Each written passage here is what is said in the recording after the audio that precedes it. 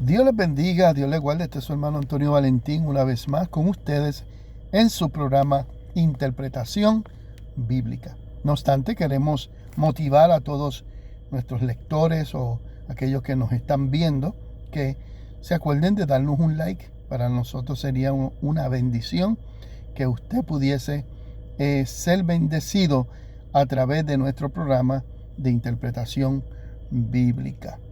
Por lo tanto, también le exhortamos a que se suscriba y de esa forma pues usted va a recibir alguna notificación de nuestros programas para que así pueda continuar recibiendo la enseñanza de la palabra de Dios. Hoy vamos a estar tocando nuevamente el tema sobre la cristología en Apocalipsis o Cristo revelado en Apocalipsis, un tema que ya comenzamos en el capítulo 1 desde el versículo 6 hasta el versículo 7 o el versículo 8. Pero hoy vamos a continuar desde el versículo 9 en hacia adelante, algunos conceptos importantes que debemos de entender concerniente a aquella revelación que recibe Juan en la isla de Patmos, que es muy interesante para nosotros poder entender la visión apostólica y la visión de la iglesia del primer siglo en unos eventos históricos de sufrimiento, de persecución y cómo Dios a través de la carta o el libro de Apocalipsis trae de una forma especial y enfática consuelo a la iglesia. Así que el versículo 9 comienza diciendo: yo, Juan, hermano de ustedes y compañeros en el sufrimiento, en el reino y en la perseverancia que tenemos en unión con Jesús. Es interesante porque ya Juan aquí como consiervo se hace parte de los sufrimientos de la iglesia del primer siglo, ya para los años del 60, 66, había una persecución bastante fuerte, donde Nerón comenzó a perseguir a la iglesia y muchos creyentes sufrieron por causa del reino del Señor. No vamos a estar hablando mucho asuntos históricos, pero sí Juan se hace parte de la experiencia del sufrimiento de los hermanos.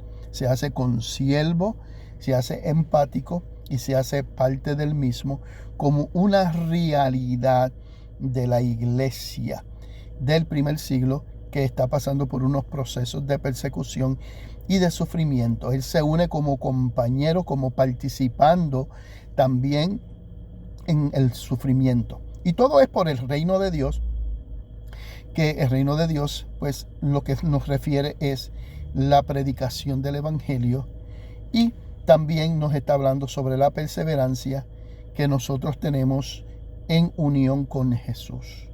Aquí nuevamente Jesús es mencionado como el sujeto principal o por la causa el cual la iglesia está sufriendo, y es que la iglesia pues le sirve a Jesús, vive sus mandamientos y anda conforme a su voluntad y a sus doctrinas, y por lo tanto la perseverancia en la doctrina de Jesucristo y esa verdad que crea una lucha, un contrafuerte contra el mundo espiritual, político, religioso, cultural de aquella época, y por lo cual la iglesia está sufriendo.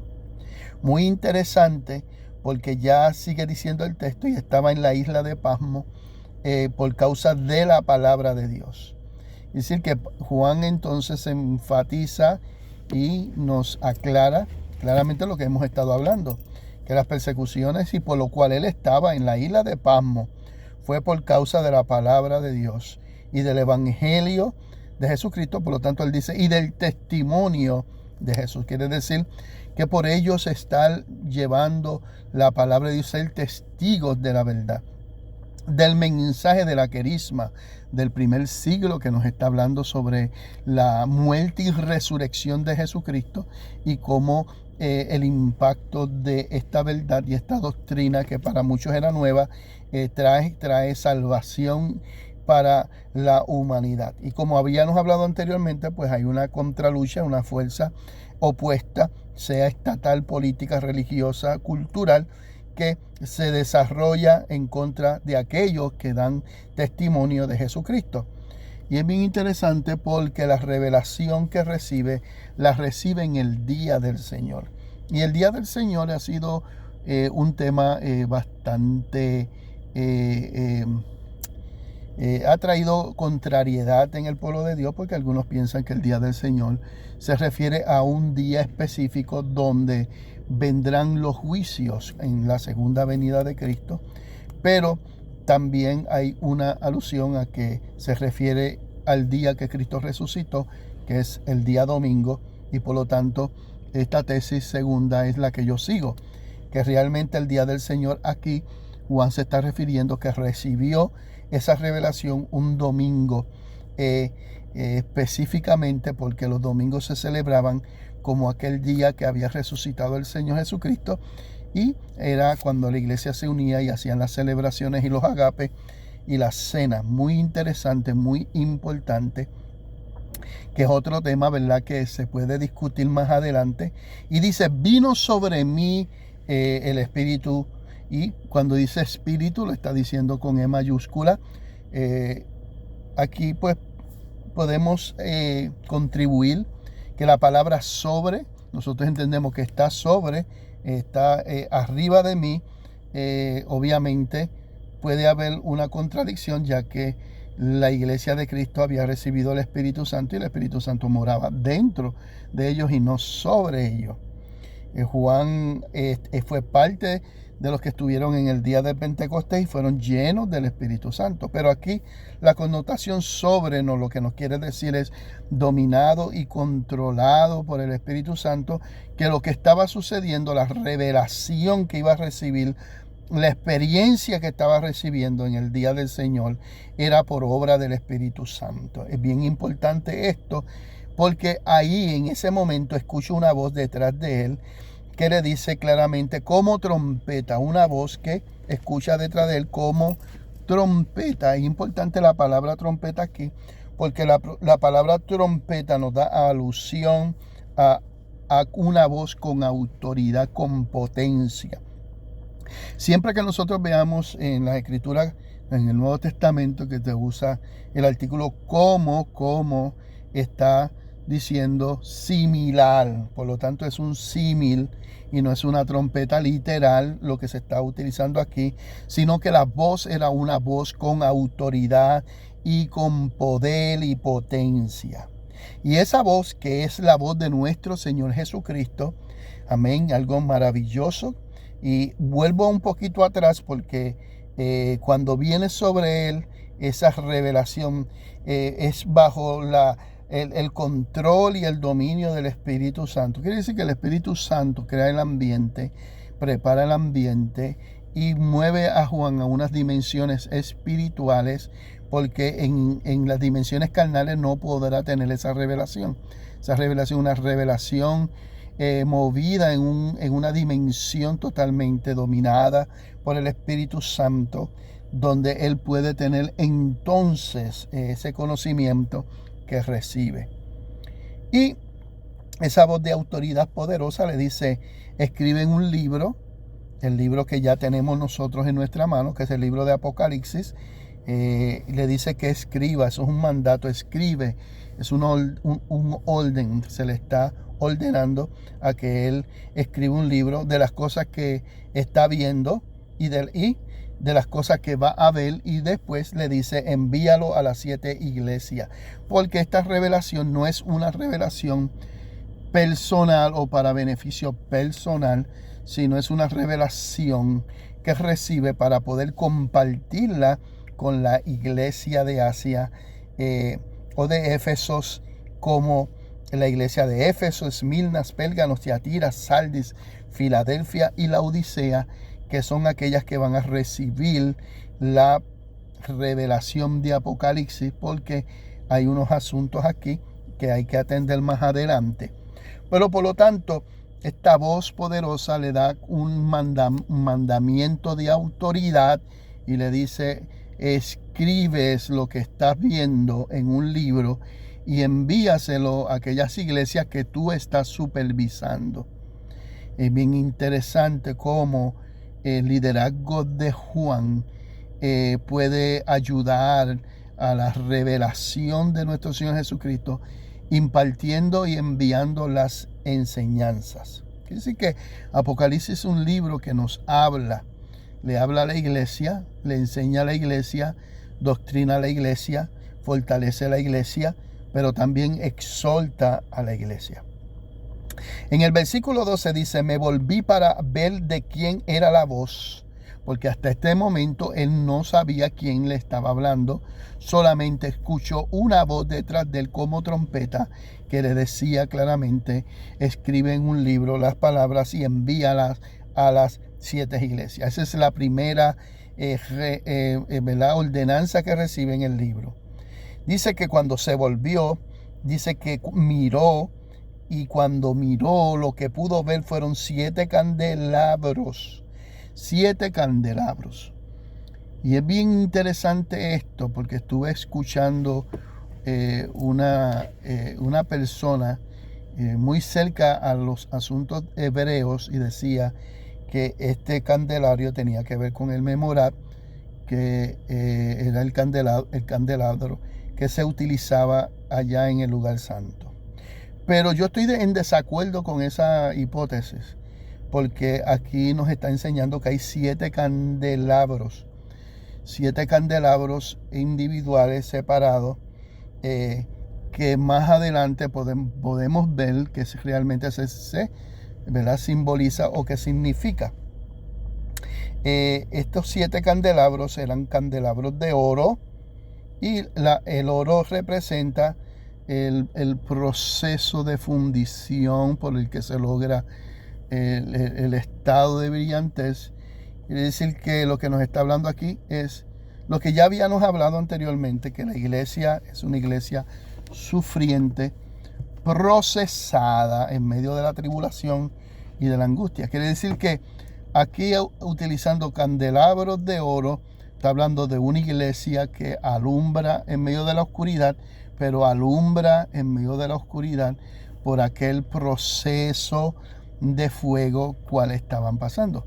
En otras palabras, la persecución no había podido lograr apagar las llamas de fuego. Pero hay algo importante aquí y lo vamos a ver. Y es que en medio de los candelabros estaba alguien semejante al Hijo del Hombre. Y esto es importantísimo porque la iglesia no alumbra por sí sola. La iglesia no puede pasar un proceso por sí sola, sino es a través de la fortaleza que nos da nuestro Señor Jesucristo. En la visión vemos a este personaje que sabemos de antemano que es Jesucristo en medio de esos 7 candeleros de oro en medio. Y eso es bien importante para entender, porque estar en el medio significa tener control, dominio, ¿ok? Administración, mayordomía. La iglesia está siendo supervisada por nuestro Señor Jesucristo. La iglesia no es un organismo que anda sola, sino que divinamente está acompañada por nuestro Señor Jesucristo en esa área administrativa y de mayordomía. La iglesia viene siendo el cuerpo de Cristo. Cristo es la cabeza y por lo tanto, como dice la Biblia, sin Cristo no se puede hacer nada. Sin mí nada podéis hacer. Entonces la iglesia funciona bajo el escrutinio de nuestro Señor Jesucristo. Por eso la Biblia dice que el mismo Cristo dijo que así como Él había sido odiado por la humanidad, a ti también la iglesia iba a ser odiada por la humanidad. Por lo tanto, ese personaje que ve aquí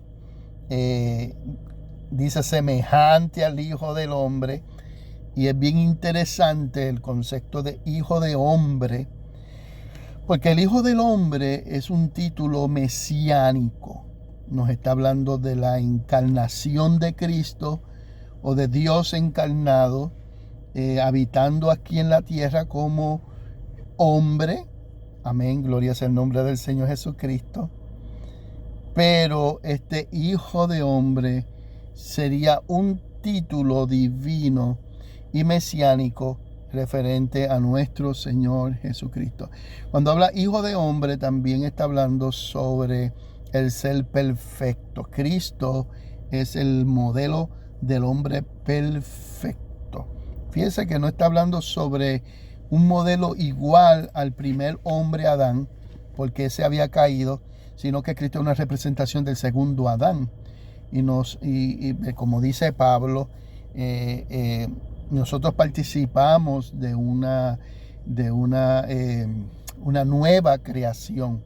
Y la nueva creación es una creación nunca visto anteriormente, sino es una creación nueva, una imagen nueva. A través de la obra de Cristo Jesús, algo muy interesante y bien importante dentro de lo que nos enseña la palabra del Señor. El Hijo del Hombre es aquel ser perfecto, aquel modelo, aquella imagen, aquella gloria, aquel resplandor del Padre. Y estaba vestido con una túnica que le llegaba hasta los pies y ceñido con una banda de oro a la altura del pecho. Y es bien importante esta visión y esta vestimenta, indumentaria, porque cuando usted se pone a leerlo con detenimiento se va a dar de cuenta que lo que tiene este personaje es un vestido sacerdotal. Un vestido sacerdotal. Tenía una túnica que llegaba hasta los pies y ceñido con una banda de oro a la altura del pecho. ¡Qué maravilloso! Esa era una túnica especial sacerdotal de lino fino, ¿ok? Ceñido con esa banda de oro en el pecho. Los sacerdotes usaban el pectoral, pero aquí la connotación de una banda de oro nos está hablando sobre la justicia de Dios. Cristo viene siendo el sumo sacerdote que siempre está intercediendo por aquellos 7 candelabros que son de oro, pero que Él está en el centro, supervisando una mayordomía y una administración a la iglesia, y también en cómo lo vemos aquí en la Escritura, nos los presenta como uno que está intercediendo por la iglesia. Dice que su cabello o su cabellera lucía blanco como la lana y como la nieve, y sus ojos resplandecían como llamas de fuego. Este versículo es una alusión. Alusión quiere decir que ya hay una referencia en el Antiguo Testamento, porque Apocalipsis es un libro que hace mucha referencia al Antiguo Testamento, especialmente a los profetas como Daniel, Zacarías y otros, Isaías también. Y esta es una referencia del libro de Daniel que nos habla sobre esa visión que tuvo el profeta allá en Babilonia, donde ya hay una revelación, un mensaje mesiánico, y es bien interesante. Creo que en el capítulo, estoy buscándolo aquí en la Escritura, tengo una versión,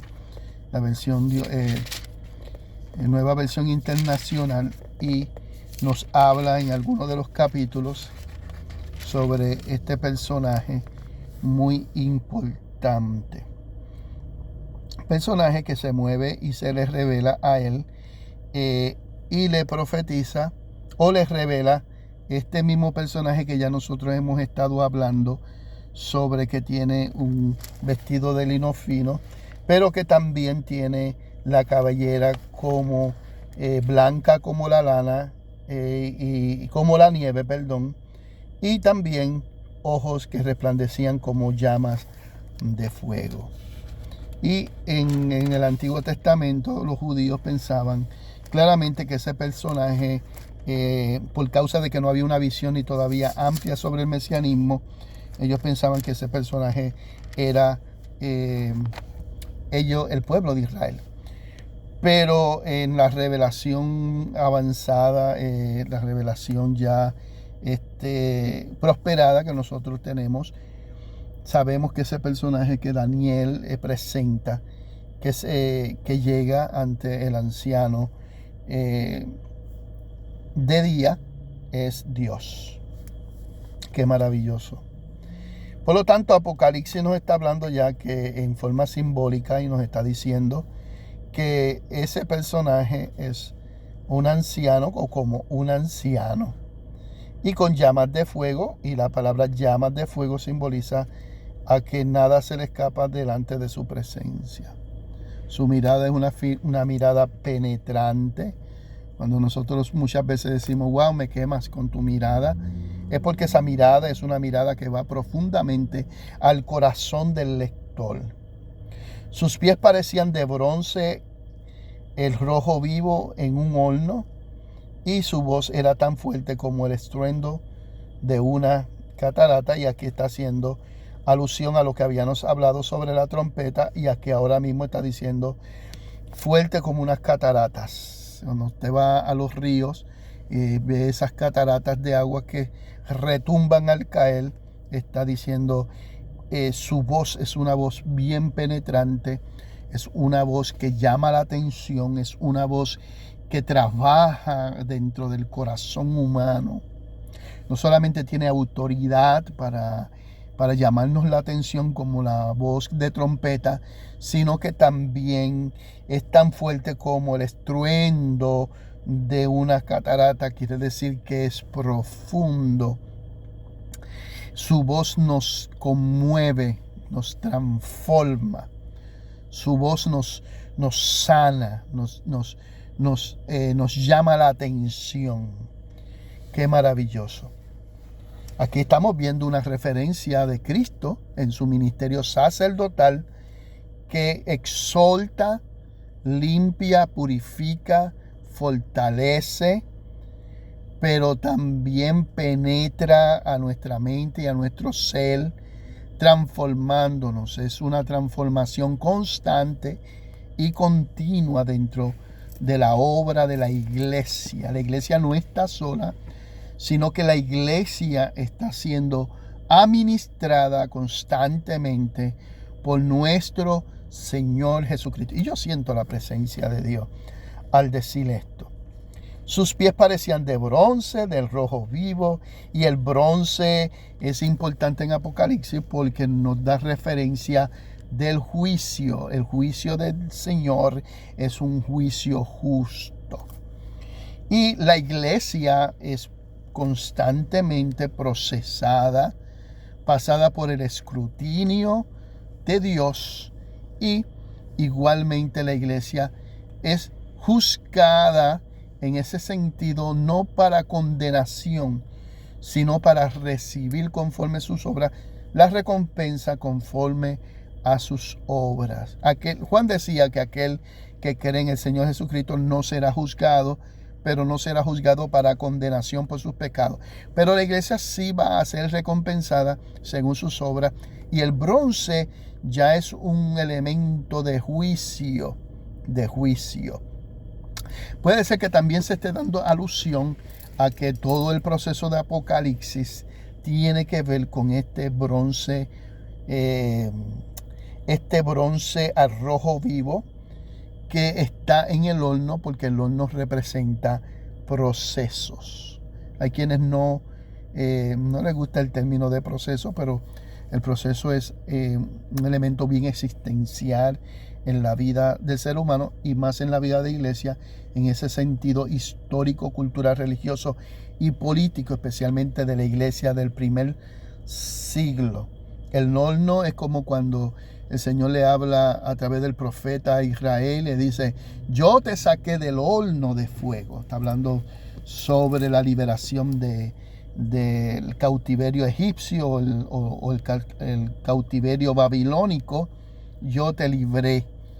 En este caso, el Señor nos ha librado del horno del pecado, de la maldad, aquello que nos tenía alejado de Dios.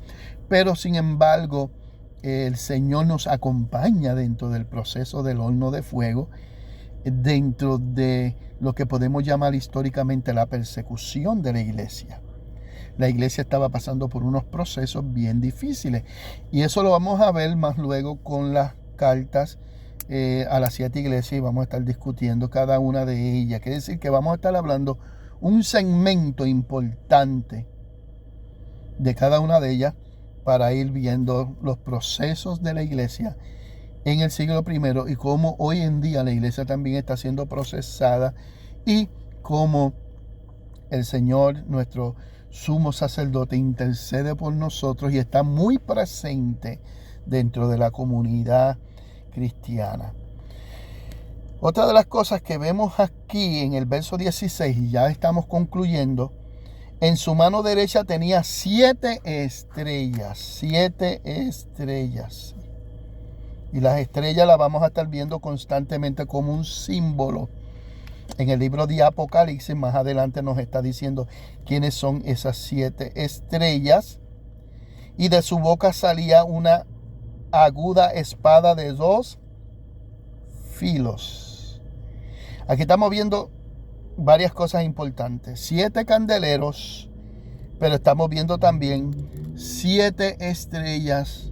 Y también dice que el personaje, que es Jesucristo, de su boca salía una aguda espada de 2 filos.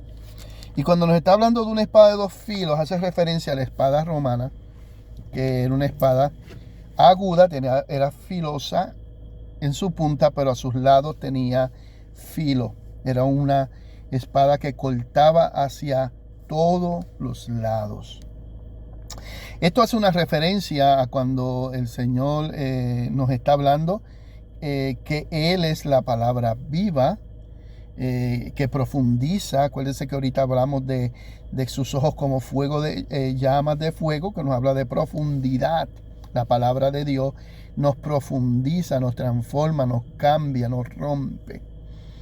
Amén. Y las personas dicen, pero estamos hablando de un libro de juicio, no necesariamente, sino también un libro donde Dios administra a la iglesia en medio de las situaciones difíciles históricas.